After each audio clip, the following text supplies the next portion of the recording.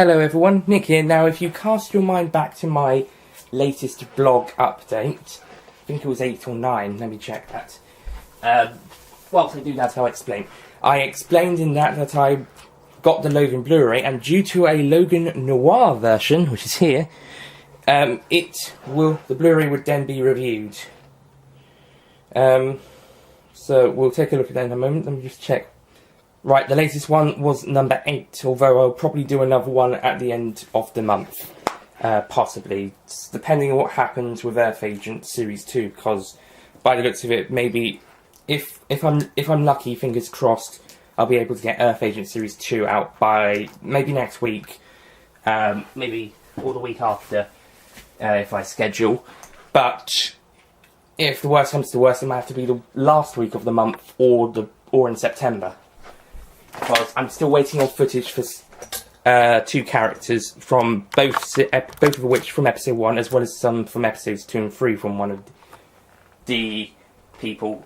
And he's playing 3 characters in this 3rd episode. So yeah, quick update. Not got all the footage for episode 1, which would be finished if it wasn't for the remaining bits of footage that needs to be given over, and 2 and 3 would probably have been edited by this time for the same reasons as well, and in fact released.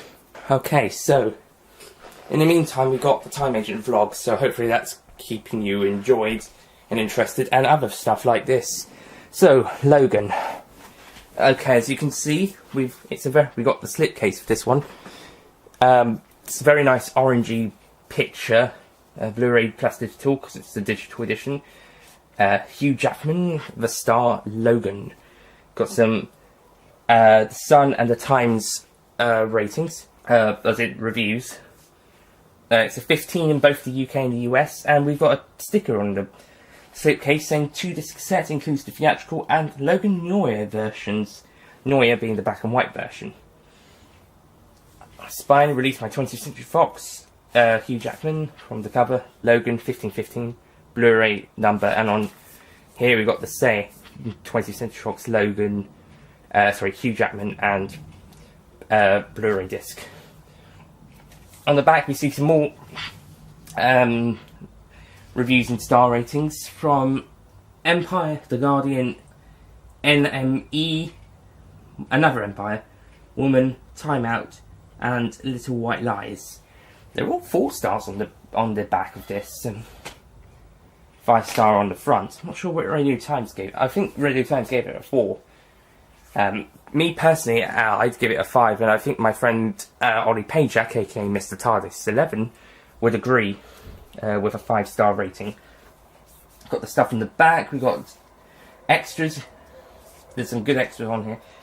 The digital download stuff, and more information stuff about the film, the rating, blah blah blah, copyright, Marvel, 20th Century Fox. Okay, taking off the slipcase, it's pretty much the same. We got the actual case, it looks very nice. Plus down here you got the credits and the thing. What's the difference? They just cut off the picture a bit more up there so they could fit this in. And yeah, it's very nice. I really like this. I liked the Deadpool one as well, where if you want to, I can do one of those as well. But the Deadpool one had a really good slipcase and had a red case. I'm sorry for any noise outside. It's the summer holidays. There'll be people, especially at nearly 4:30 in the afternoon. So if we open up the inside, we got. Can you see? Okay, we got a kind of a leaflet with the digital download, ultraviolet download of it, and we got a kind of a 2-disc set. Now on Blu-rays I don't really get the flappy ones much often. I mean, sometimes I get the flappy ones and sometimes I get the side-to-side ones. On DVDs I usually get flappy ones, but on some, especially in the case of Doctor Who, occasionally I get side-to-side, but mostly flappy. And that's if it's a 2 or even more disc set anyway. I don't think I've got many that are 2 or more. I think Star Trek for the first one, the 2009 one, is the only 3-disc Blu-ray I've got. The rest are 1 or 2. DVD, I don't think we've got more than 3. That's in some. I think films it's just 2 at most. On Doctor Who, there's 2 3-disc ones that are not part of a box set. And so, again, this will apply to Blu-ray, such as the Dark Knight trilogy box set. I've got a 5-disc one. Yes, 5. I don't. Batman Begins didn't come with a second disc on that. In that one, for some reason, I got a limited edition with the little extract booklet. So this one features the cover of the front, and features the film, the standard one, the theatrical one, plus special features. So that would be the. Actually, I'll read it off the back of the slipcase, and then you've got the stuff at the bottom. Okay, it's Making Logan, deleted scenes with optional commentary by James Mangold, the director, and audio commentary. And then disc 2, we've got Logan Noir, the black and white version, so the film black and white, plus the commentary with James Mangold. And the picture here of the disc can be seen in this little sticker on the front. It's a very nice picture. It shows a black and white as well as in black and white, and everything on the disc is actually black and white. The menu, the warning at the end, and there's a nice little touch at the start of the film. Instead of using the modern 20th Century Fox logo that they have on the theatrical cut of the film, they've got an older 20th Century Fox logo with a little bit afterwards, video scope. So it's trying to look like an older film, even though we all know that it's a 2017 film, but I guess maybe a 2017 20th Century Fox logo wouldn't have worked for the Logan Noir version, even though they have a TSG logo in CG just afterwards. Yeah, the Logan Noir version looks pretty good. However, I do prefer it in its theatrical cut because you can actually see all the beautiful colour that they have in the film.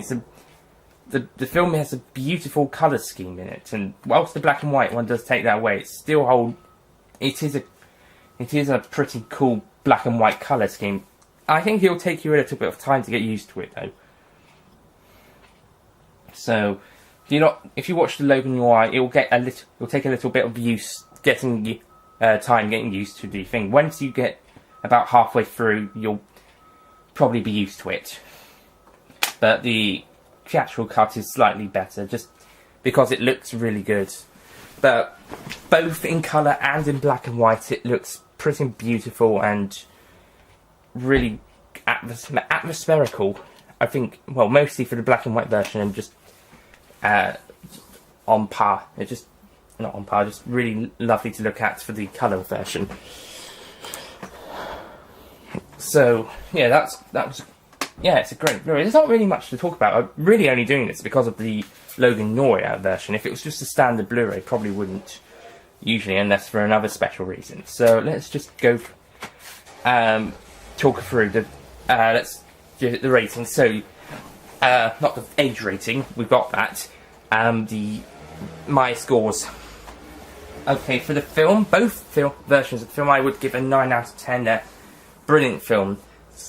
It's a brilliant film, and I would give the Logan Noir version also a 9 out of 10. In fact, if I was to raise the colour one, I probably would raise the coloured one, but not the black and white one. However, I will not lower either of them. Special features.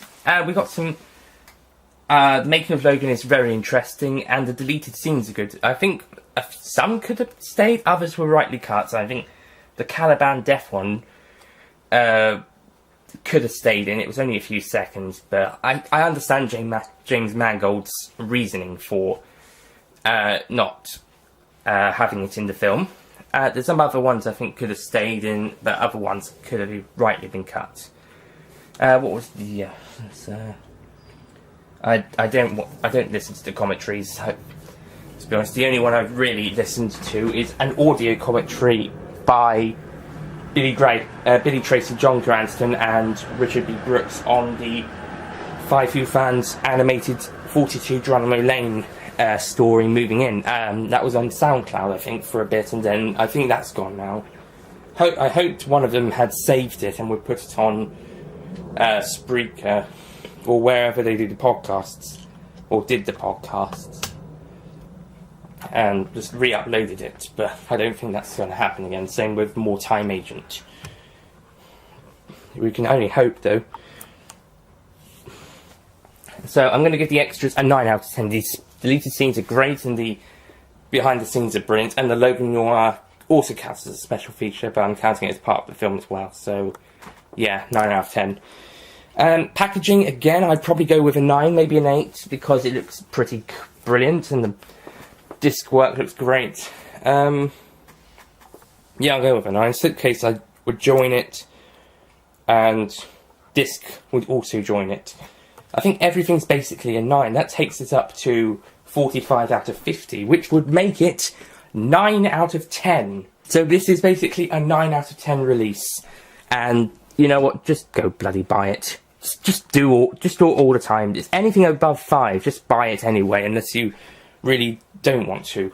But anything lower 5, just buy it if you want to. It's your choice. Just go get it. I recommend it. I'd recommend it more than Batman v Superman and Suicide Squad, and possibly Power of the Daleks. Certainly, if you've got the Power of the Daleks Blu-ray, if you've got a Blu-ray player, get the DVD and Blu-ray. DVD for collection and Blu-ray because you've got the colour version. If you just got a DVD player, just get the DVD for that.